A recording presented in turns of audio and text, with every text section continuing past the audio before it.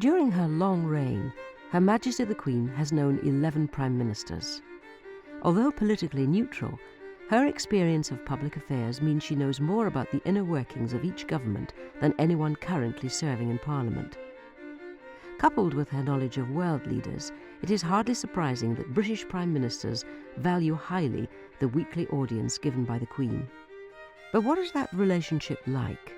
And how have successive Prime Ministers sought to influence or change the monarchy, while at the same time seeking to preserve it? It's one of the best things about the British Constitution, that it allows somebody to advise, encourage and warn a Prime Minister, the height of his political powers, who might not listen to anybody else, in fact, but does listen to the Queen.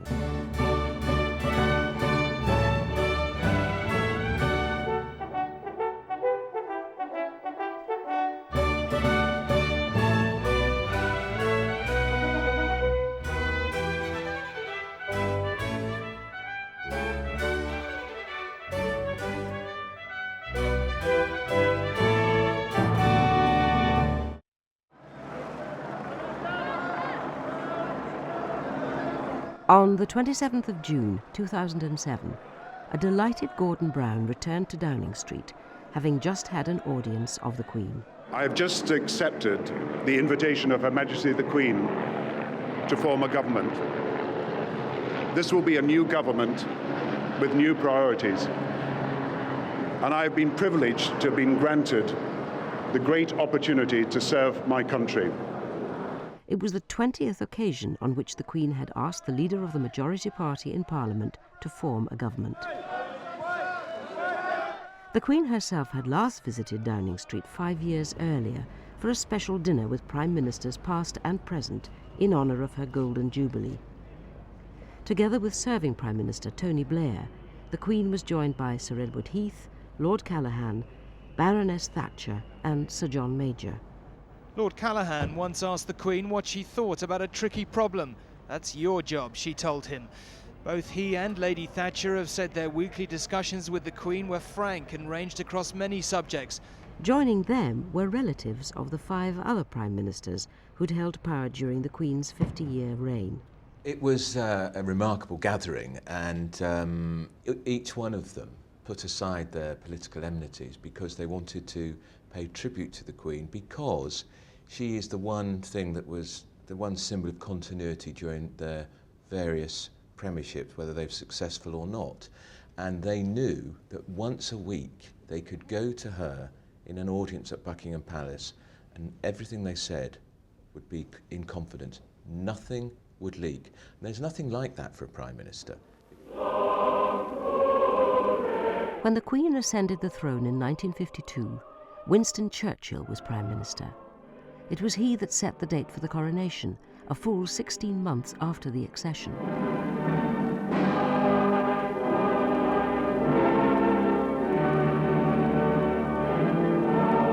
Politically, it was an astute move. In 1952, Britain was still recovering from the privations of the war years. There was a feeling that the country was not quite prepared for the spectacle of a coronation and needed time to prepare.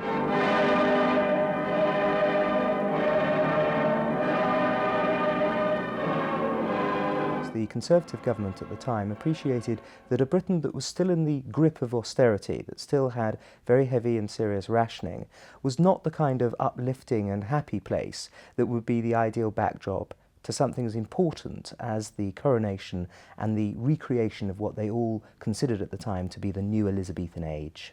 In the carriage procession of the Prime Ministers, Sir Winston and Lady Churchill. Churchill enjoyed a close relationship with the Queen's father, King George VI. He was genuinely upset by his early death, but he was also charmed by Elizabeth. In his dealings with the new monarch, Churchill cast himself as the wiser, older man, helping guide the young and inexperienced Queen. The relationship between Churchill and the Queen was one of mutual respect, of course, but on Churchill's side also an almost romantic kind of adulation. He really worshipped her. He had admired the king and had burst into tears when he heard the news of the king's death. But with the Queen he felt a grandfatherly affection and something more than that, something akin to love. Windsor, beneath stern castle walls of royal lineage, moves a procession of infinite majesty, a link with our chivalrous past. The Knights of the Most Noble Order of the Garter are joined by Sir Winston Churchill, installed for his long and honoured years of public service. The Queen treated Churchill with courtesy and respect. She was secure in his company, knowing he'd been a faithful friend of her beloved father. In recognition of his service to her family and to the nation, she offered him the supreme honour in her personal gift, the Order of the Garter, Britain's highest order of knighthood, which he had earlier refused. At the morning ceremony, Sir Winston had been invested by the Sovereign with the treasured insignia of office. Sir Winston Churchill turned down the offer of the Order of the Garter immediately after the war because he felt that having lost the 1945 general election, if he hadn't got the confidence of the nation, he shouldn't accept this great gift from the monarch. Of course, by the middle of the 1950s, he had won a general election on his own right, and therefore he felt that it would be perfectly acceptable to take this wonderful honour. By now, Churchill was approaching 80 and had suffered a severe stroke from which, however, he had made a remarkable recovery. Inevitably, though, speculation began about when he would retire. It was not until spring 1955 that he was finally persuaded to go. He marked the occasion by hosting a retirement dinner at number 10, to which the Queen and the Duke of Edinburgh were invited. The Queen felt genuine sadness at his departure, but she did not discourage him from resigning. I think he was afraid of old age. I think he was afraid that when he gave up, there would be nothing to him.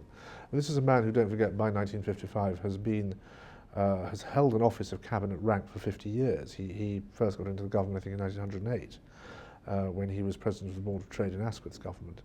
So he's a man who is really keen to stay in power, because to get out of power means you are surrendering to the reality of being very old. Now the Queen was faced with the first important exercise of the royal prerogative of her reign, the right to ask whoever she wished to form an administration, provided that person, usually the party leader, could command the confidence of the House of Commons. At the time, however, the Conservative Party still did not elect its leader. In the days before the Conservative Party elected its own leader, it very much believed in what was called the process of emergence. Another leader would emerge naturally. Now, of course, politics being what it is, very rarely did one person automatically emerge, and so soundings were taken. This didn't have to happen in 1955 because of Anthony Eden's absolute preeminence. The defining moment of Eden's brief premiership was the Suez Crisis. On the 26th of July, 1956, Egypt nationalised the Suez Canal. 3 months of diplomatic activity then ensued. In August, a conference was held at Lancaster House in London. Britain, France and Israel found themselves isolated from the rest of the world. However, when Colonel Nasser of Egypt would not agree to their demands, Eden's government, together with the French and Israeli governments, agreed secretly to military action to occupy the canal zone. One of the great mysteries of the whole of the Queen's reign, when it comes to her prime ministers, is that we still to this day don't know whether or not Anthony Eden ever told her about the collusion that was taking place between the British and the Israeli and the French governments at the time of Suez. Anthony Eden said that he didn't mention it, but it seems amazing for something as important as that just to have skipped his mind back in 1956. Certainly if he did, it would have been the Queen's duty, constitutionally, to advise, encourage and warn, especially warn. But of course she'd only been Queen for 4 years, and Anthony Eden had been a senior politician ever since the 1920s, and so as a result it's very unlikely that the Queen would have been in a position to have prevented collusion.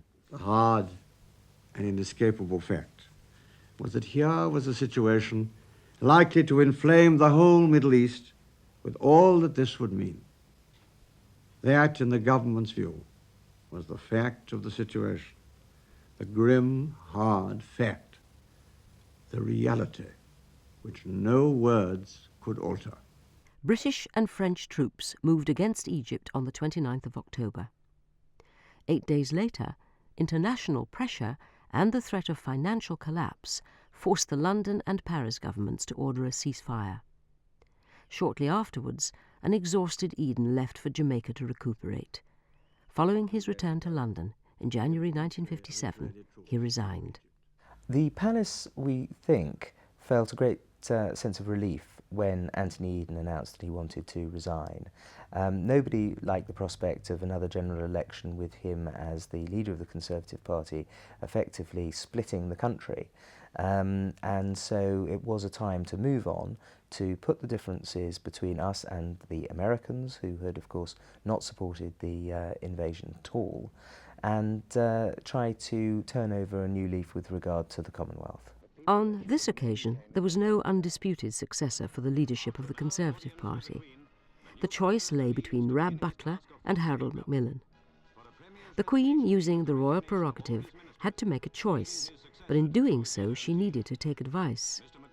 This was provided by two senior ministers, Lord Salisbury and Lord Kilmuir, who, having conducted a cursory survey of cabinet and former ministers, recommended Macmillan to the post of Premier. The advice was accepted, and on the 10th of January, Macmillan became Prime Minister. His family watch from above as Mr. Macmillan deals with the journalists. He enters number 11, a house he must now leave for the shortest but most significant move of his whole career.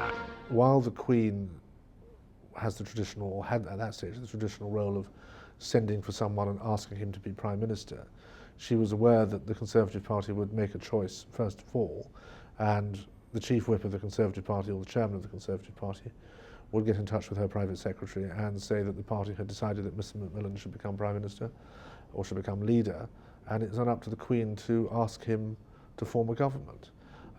It's not necessary, of course, for the leader of the Conservative Party, if they're in office, to be Prime Minister.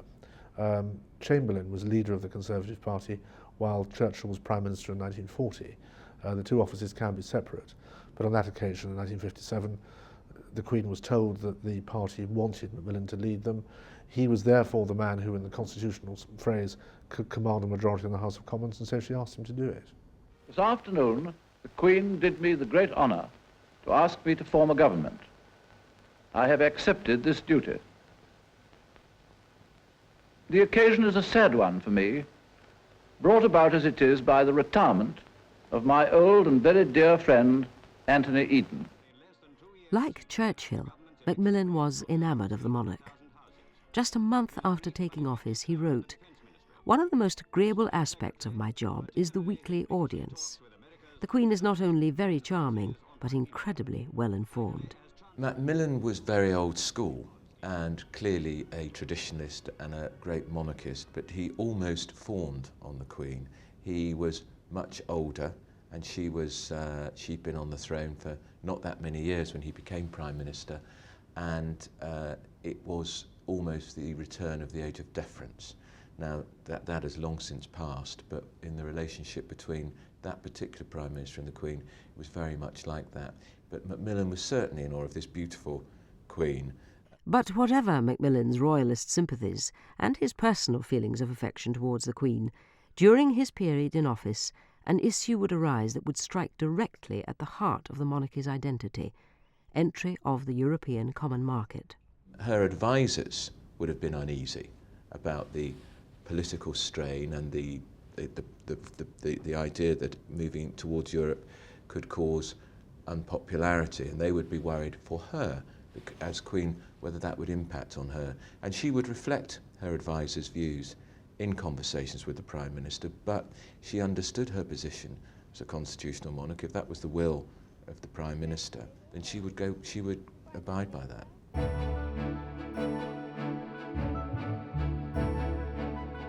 Although Macmillan denied it, few doubted that a successful bid to join the European Six would be a turning point for the Commonwealth. It would require one Commonwealth state, Britain, accepting the authority of an external agency beyond the Crown. It would also alter irrevocably the United Kingdom's traditional relationship with countries where the Queen was either head of state or related by virtue of being head of the Commonwealth. In addition to the 15 leaders from the Commonwealth members, 8 other countries over which Britain has responsibility are sending advisors. The first week of the conference will be taken up with the common market, perhaps longer. Then the Prime Ministers hope to get on to world affairs, disarmament, Berlin, the Congo, and so on. But the common market debate will be by far the most important part of the conference. Prior to the Commonwealth Conference of 1962, the Queen had expressed herself worried about the Commonwealth feeling to Macmillan. He in turn tried to persuade the heads of member countries that entry of the common market would not be incompatible with the Commonwealth, that the two associations might be complementary. Instead, the issue provoked a row. The communique is a fairly frank document expressing the views of various members and laying emphasis on what they want done in case Britain goes in. Macmillan was forced to apologise to the Queen for the embarrassment the quarrel had caused her. He wrote in a letter to her that the common market problem had raised difficulties which I would have wished during my premiership to have spared Your Majesty. The issue, though, was put on hold when in January 1963 President Charles de Gaulle gave a firm no to the British application for entry to the common market. Charles de Gaulle always felt that, as he said, given the choice between Europe and the open sea, Britain will always choose the open sea. And by that he meant, of course, our oceanic trading arrangements, but primarily our connections with the Commonwealth. When later that month the Queen began a 2-month tour of Australia and the Pacific, she found the crowds to be warm and respectful, but their affection was qualified by a circumspect attitude towards Britain because of the European bid. The attitude back in London, however, was hard-nosed. Macmillan knew if he was to continue to advance the cause for British entry to the European Six, he had to put distance between Britain and Commonwealth, in particular Australia and New Zealand. He had the Queen make the point in a government-crafted speech at the Guildhall in April that year. It is true that the world and its problems look quite different from the other side of the globe and in the other hemisphere. The countries of Asia are their nearest neighbours, and the conditions of their trade and defence have a different background. Although the people are predominantly of British stock, their problems and interests are not the same as ours. 6 months later, Harold Macmillan announced his intention to resign. The government had dropped in the opinion polls. It had been rocked by the fallout from a major scandal involving War Minister John Profumo, and now the Premier was unwell. The Tories were thrown into confusion. The announcement, read out at conference by Lord Hume, was unexpected. It will not be possible for me to carry the physical burden of leading the party at the next general election. If the operation which I am to undergo tomorrow proves successful, it is clear that I will need a considerable period of convalescence.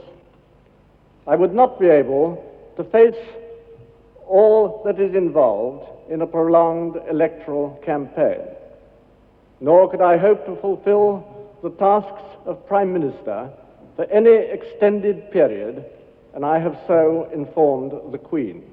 There was no obvious successor. The issue dominated the conference, but however ill, Macmillan was determined to control events.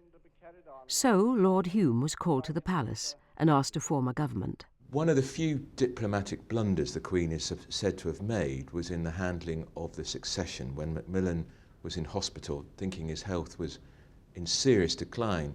He summons the Queen. Nobody summons the Queen, but the Queen went to his hospital bedside and talked to him, and effectively they stitched up together the succession as leader of the Conservative Party and next Prime Minister.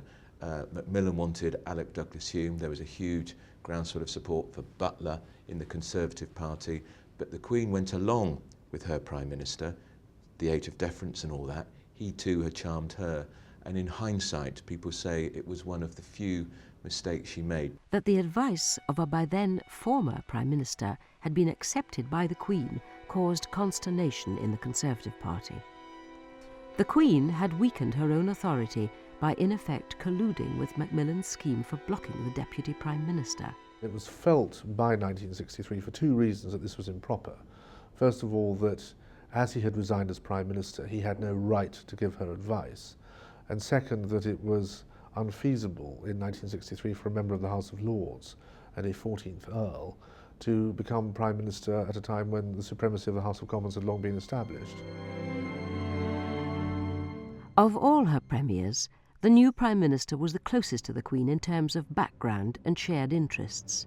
There was a kinship between the Queen Mother's family, the Bowes-Lyons, and the Douglas Humes that went back generations. They were personal friends. Alec Hume was the favourite Prime Minister of the Queen.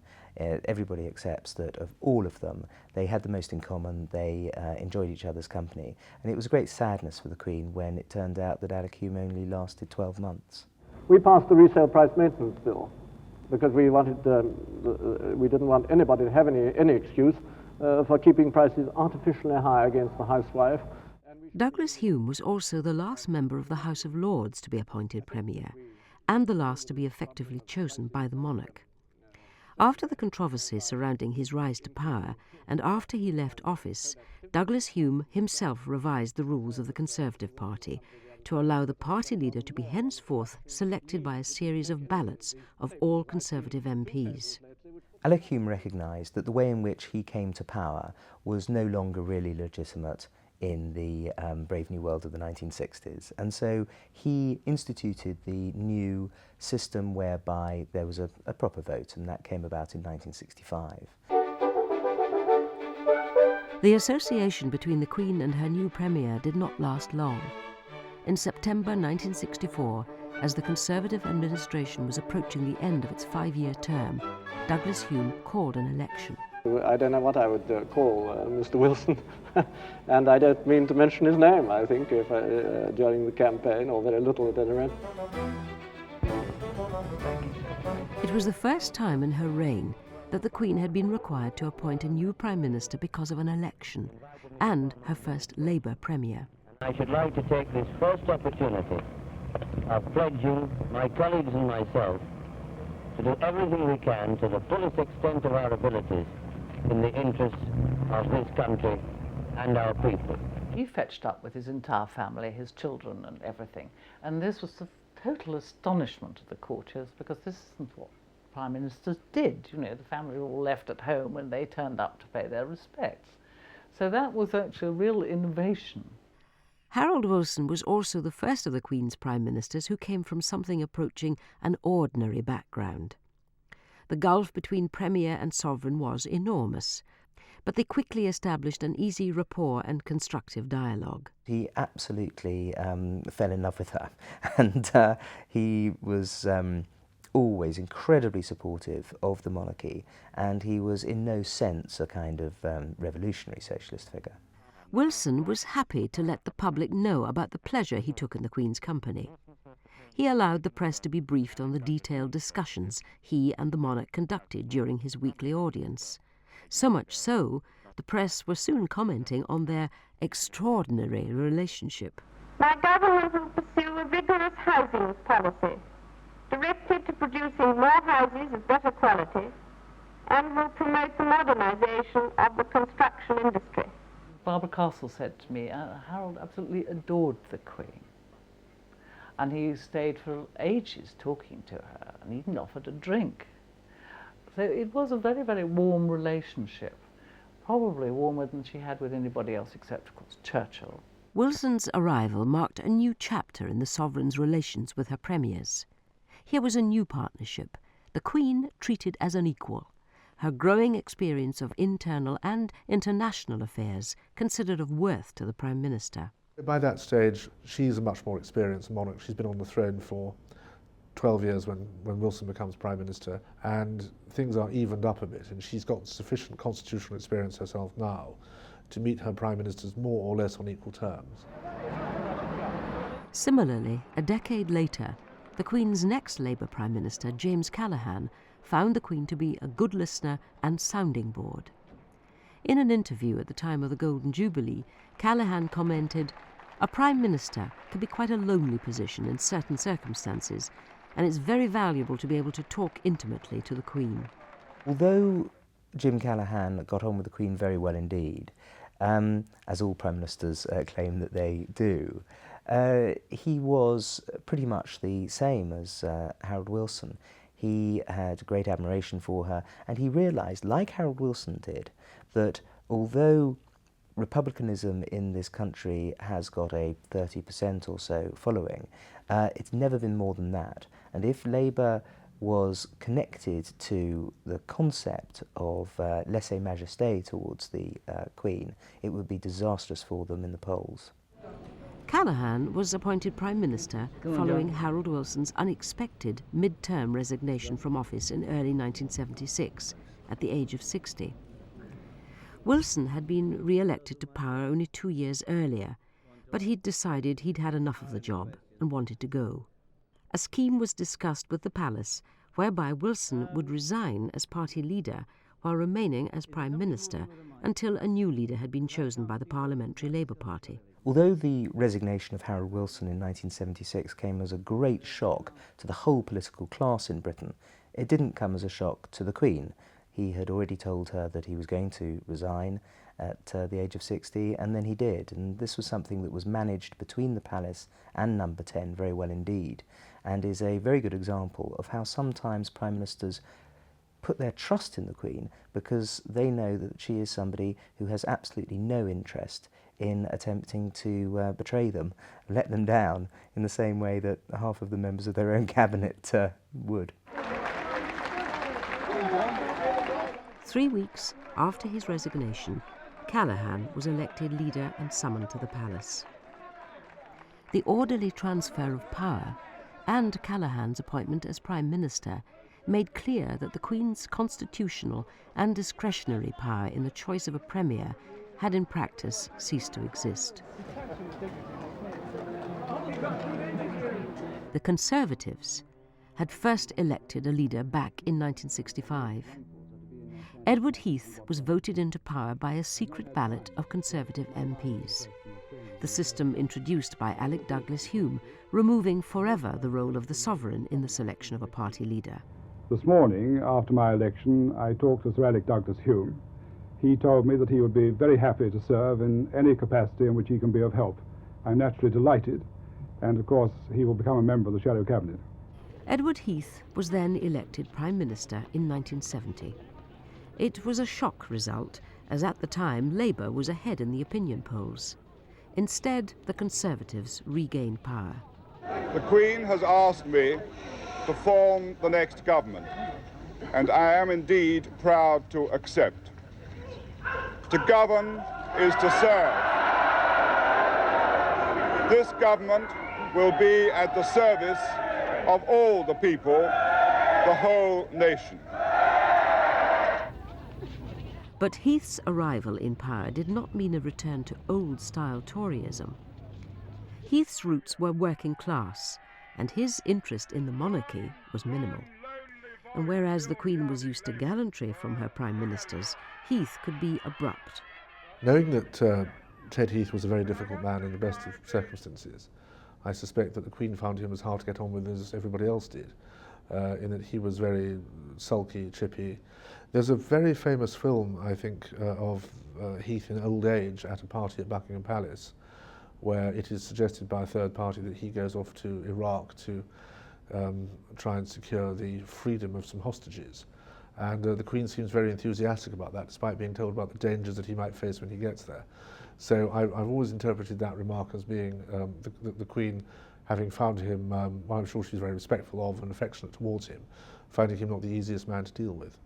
An additional strain on the palace-premier rapport was Heath's impatience with the Commonwealth and his anxiety to reduce non-European commitments in preparation for Britain's entrance to the common market.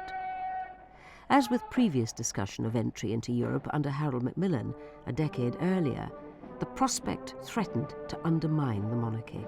It was under Ted Heath that the real threat came to the Commonwealth, something that the Conservative Party, the majority of Britons, and certainly the Queen still had in very high affection, not least because of the wonderful way that it had supported this country during the Second World War. And so the way in which our trading connections and our close ties of kith and kin were broken by the Heath government was something that the Queen was pained by. At the beginning of 1973, Britain became a member of the European Economic Community. In her Christmas broadcast, the Queen talked of a wider family of nations, embracing both Europe and the Commonwealth. In reality, European entry reinforced the differences, fragmenting the unity of the Queen's present and former realms.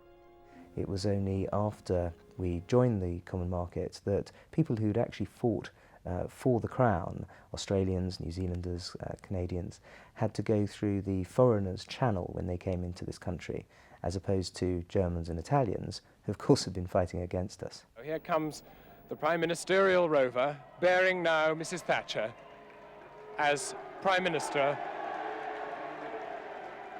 A similar tension would beset the Queen's relationship with her next Conservative Premier.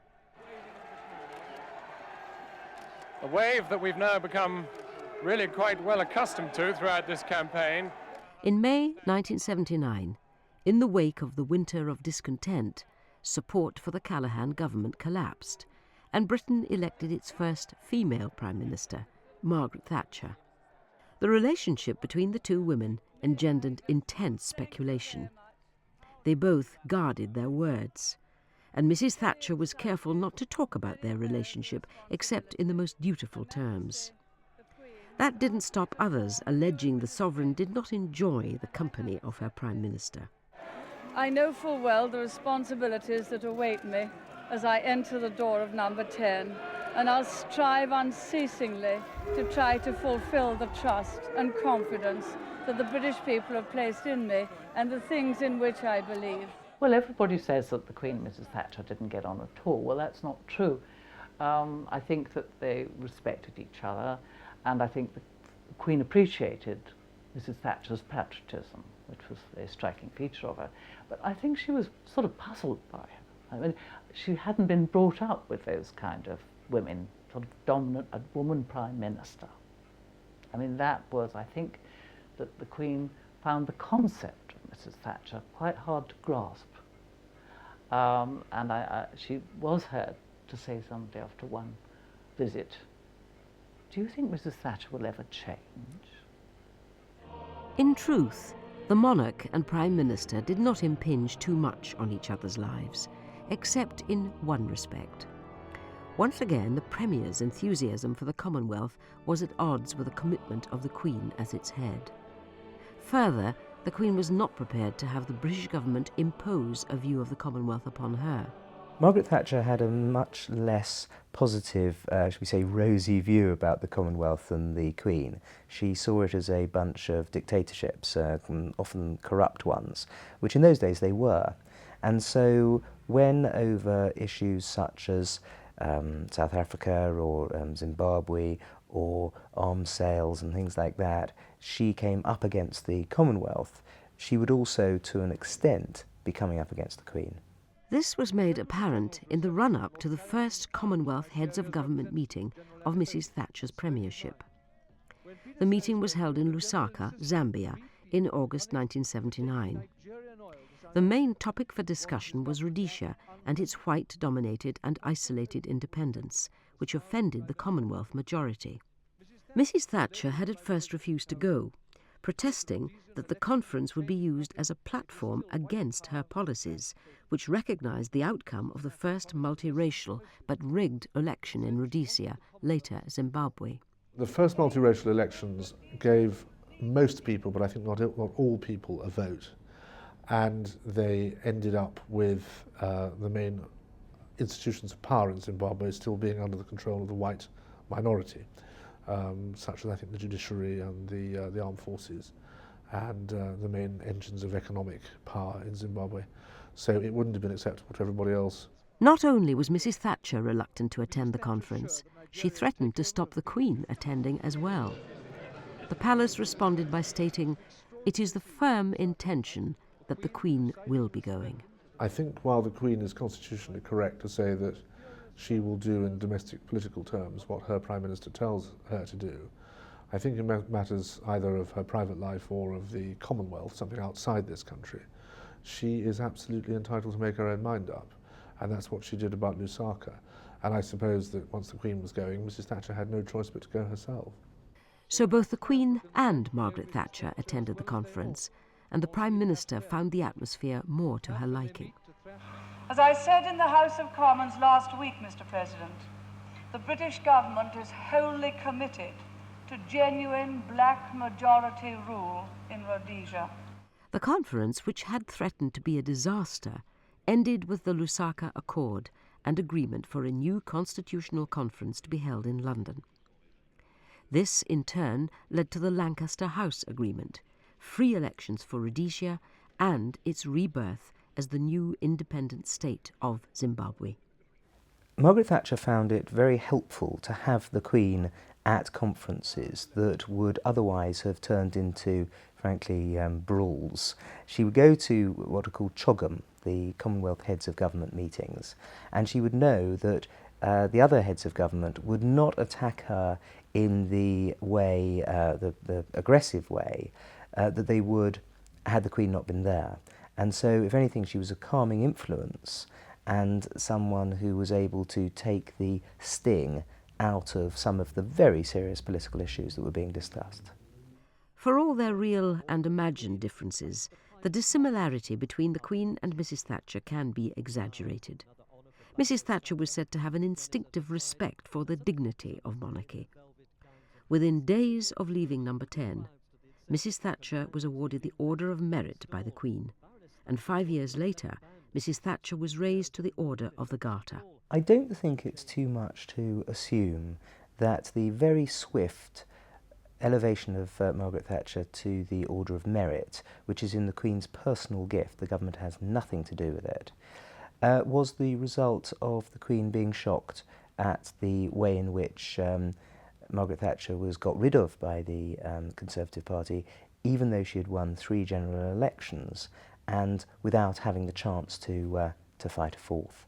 I think that it was a sort of message from the Queen to Margaret Thatcher, who was feeling pretty low about it all at the time, that she was appreciated. As much as Mrs. Thatcher's departure from office was brutal, her successor was unexpected. John Major was the first Prime Minister who was younger than the Queen, and it was soon discovered that he was a more relaxed visitor than his predecessor. The Queen and John Major got on very well, very well. And his weekly meetings with the Queen were absolutely invaluable because he could discuss ideas and problems with his colleagues, his cabinet colleagues, but he never quite knew what their agenda was. With the Queen, he knew there was going to be no stabbing in his back. She would give him the benefit of her wisdom, which after 50 years on the throne was absolutely fantastic. Of most significance to the Crown during Major's 7 years in Downing Street was the announcement on the 26th of November 1992 that the Queen and Prince Charles would in future pay tax on their private income, and that civil list payments to 5 other members of the royal family would be ended. John Major told the House of Commons the initiative had come from the monarch herself. There was a shocking misrepresentation of the true picture at the time, which has not really been properly corrected since, which was that in 1937, in return for the civil list, her father George VI had made over all the income from the Crown estates to the Treasury. So although the Queen didn't pay tax, she paid a most enormous sum of money, probably way in advance of what she would pay in tax, to the Treasury in lieu of taxation. And this seemed to be skirted over in 1992. There was this determination at a time when the Queen, almost uniquely in her reign, was not particularly popular. Again, not, I think, so much for what she had done, but for what members of her family had done or were doing, that it was a cheap political point for John Major to get her to pay tax. Although the decision to pay tax had been in discussion for some time, When the announcement finally came, it looked more like a reaction to events. Just 6 days earlier, a fire had swept through Windsor Castle. The Queen was said to be devastated. When I came out of the room that I was actually in, you could see the smoke, not as extensive as it is now, but you could definitely see it. What was your mother's reaction to it? Her Majesty was shocked. A brief wave of public sympathy, however, was quickly extinguished when the government announced that as the castle was uninsured, the taxpayer would pick up the repair bill. John Major thought it would be popular for the nation to say that it was going to be paying for the damages to Windsor Castle. The Queen didn't ask for that. The Queen wasn't even informed that this important policy statement was going to be made. Opinion polls revealed widespread public dissatisfaction with the government's decision. The Queen could hardly fail to notice. In an unprecedented speech at the Guildhall 4 days later, Queen Elizabeth showed she was not immune to criticism. 1992 is not a year on which I shall look back with undiluted pleasure. In the words of one of my more sympathetic correspondents, it has turned out to be an annus horribilis. The annus horribilis speech was an inkling of what was to come in terms of change within the monarchy. I think that people loved her for that, because it was a chink in the armour. It was a suggestion that she was human and suffering. Given the climate, it was perhaps inevitable that John Major's announcement that the Queen would start paying tax was interpreted as a royal climb-down rather than a considered decision. I think it reflects the sensitivity of the Queen to the criticism and the comments that have been made. I think it's a generous gesture from Her Majesty, one that will be accepted in that spirit. The Queen's annus horribilis provoked further royal soul-searching and led to the setting up of the Way Ahead Group, an informal council of senior royals and courtiers chaired by the Queen. The group first met in September 1994 to look at plans for reform. Prince Charles is clearly hoping the latest ideas he's floated on reform could help repair the monarchy's somewhat battered image. He's said to be concerned about research that shows young people in particular don't especially wish to see the monarchy continue. In 1996, their initial ideas to revise the funding of the monarchy, including the civil list, were presented to Parliament. In the end, any constitutional reforms are likely to go through the House pretty quietly because MPs do want to avoid a party political fight on this. But reforming the civil list is likely to be much more controversial, with some Labour MPs arguing that the monarchy is, in general, much too expensive. The civil list would cease to be paid to certain members of the royal family, and the Queen would pay for that. Now, the easiest way to do it, as far as the Treasury was concerned, they would hand over the money, so that Princess Royal, the Duke of York, or the Earl of Wessex would get something out of the civil list, but the Queen would pay it back. So all these things came out of the Way Ahead group in negotiations with the Treasury. One area for reform was royal travel. The Queen had already accepted the government's decision announced in June 1994 that the royal yacht Britannia was to be withdrawn from service in July 1997. Due to her advancing age, Britannia had become increasingly costly to maintain and refit. The Queen loved the Royal Yacht Britannia. She adored it. So she was definitely upset. I think she was probably upset that it was a Conservative government that proposed scrapping the boat, because in terms of public costs, it was a drop in the ocean, if you pardon the nautical pun. It really was very small, but it was seen, it was one of the last acts of a desperately unpopular Prime Minister who, frankly, I don't think garnered much popularity or support from the move. Britannia's future was a talking point in the run-up to the 1997 general election. Prior to the poll, on May the 1st, the Conservative government announced that Britannia would be retired and replaced with a new yacht. Labour, however, refused to commit itself, and after the party's election victory and consultations with the Queen, the decision was taken not to replace the yacht. In 1953, the Queen had launched Britannia to wild cheers.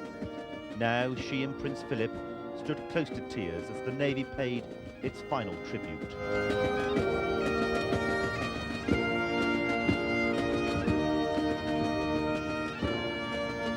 It was one of the first things Tony Blair did was to proceed with that. Young, dynamic, modern Prime Minister, he felt actually a royal yacht was out of keeping with the cool Britannia which he'd launched, and so it went. The new Labour government, committed as it was to constitutional reform, offered no guarantee of support for the monarchy. It shall be a government rooted in strong values, the values of justice and progress and community, the values that have guided me all my political life, but a government ready with the courage to embrace the new ideas necessary to make those values live again for today's world. And although the new Prime Minister, Tony Blair, had defended the Queen's role in opposition, he was reportedly married to a quite passionate Republican, and his first cabinet had a majority of closet anti-monarchists. But whatever the company he kept, very rapidly Tony Blair's weekly audiences of the Queen were observed to be longer than for any Prime Minister in recent memory.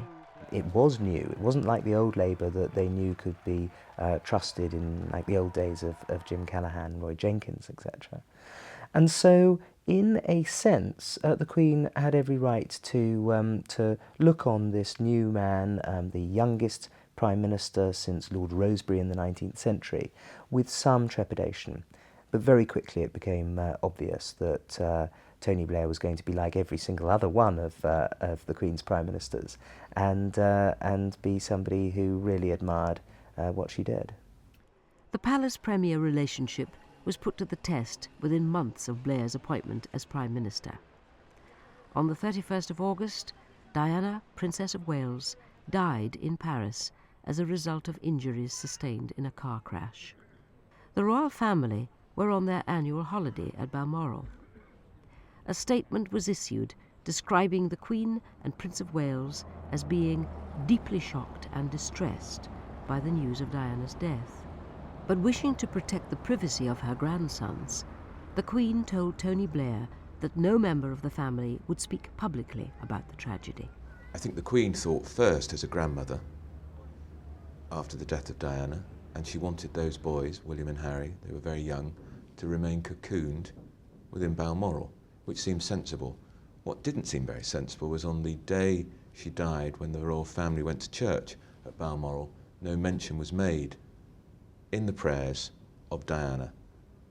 I was shocked personally by that, and I think lots of people were, but because she was no longer an HRH, that was clearly the decision that was taken. It was the wrong decision. I feel like everyone else in this country today, utterly devastated. Our thoughts and prayers are with Princess Diana's family, in particular her two sons, the two boys. Our hearts go out to them.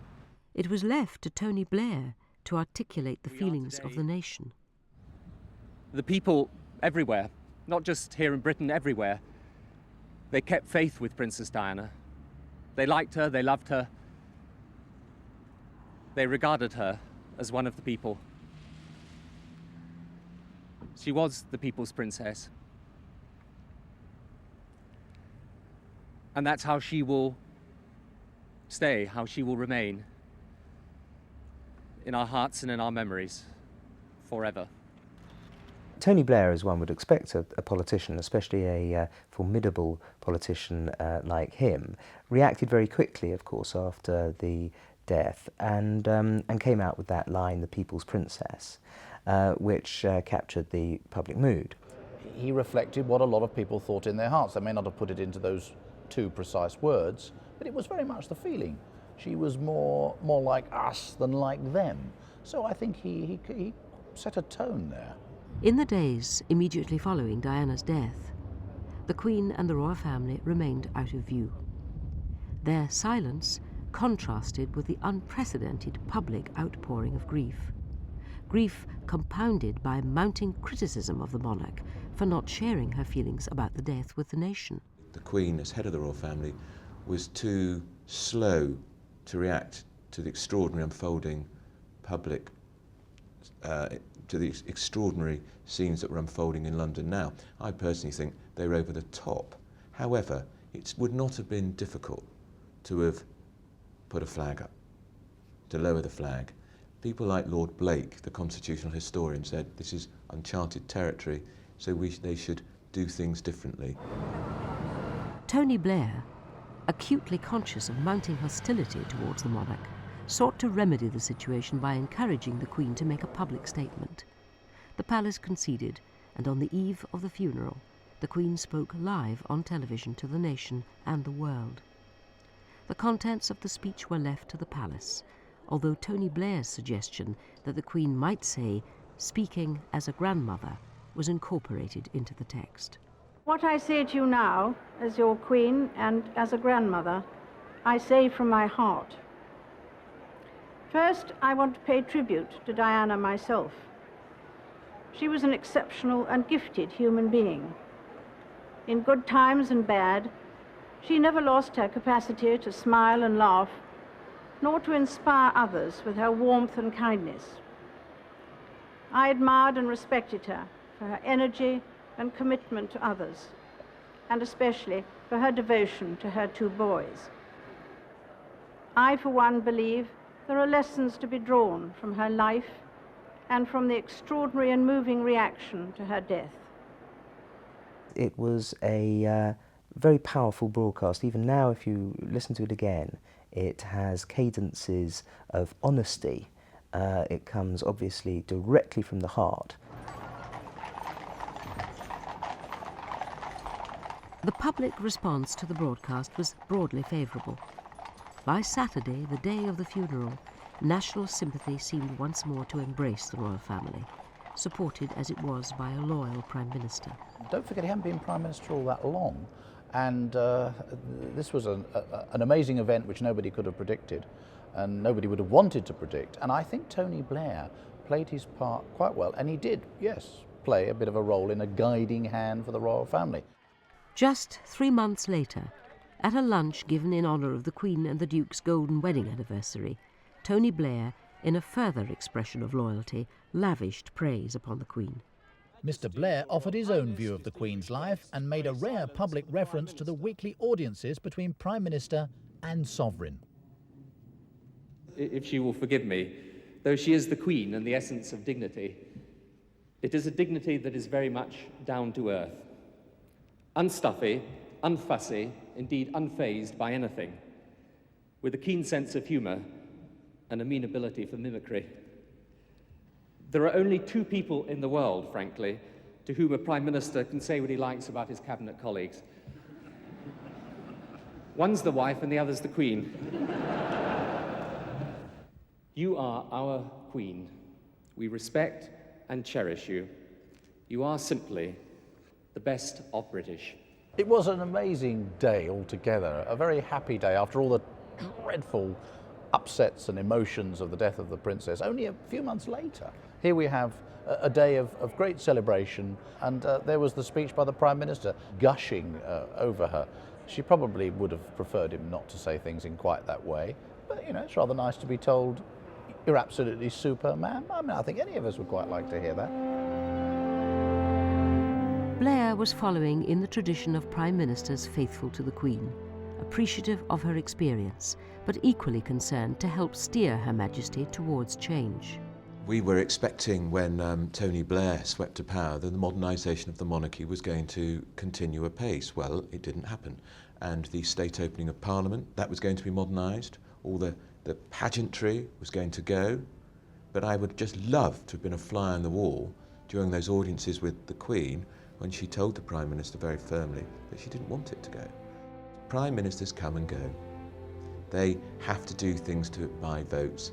She goes where glamour never goes. She's incredibly hardworking, she looks great, and despite some of the travails of her children, people really love her. It is perhaps ironic that the reign of Queen Elizabeth II has on the one hand seen a lessening in the literal power of the monarchy, and on the other witnessed the ever-growing stature of the sovereign herself, a woman who even Republicans argue seems almost irreplaceable. Prime Ministers value her offer of friendliness, not friendship, to whomever is in power, regardless of their political persuasion. The Queen has also led the move to modernise her own institution, taking away some of its privileges and keeping it relevant for the 21st century. Throughout a period of unprecedented change, the Queen has and continues to fulfil a unique role in the political life of the United Kingdom.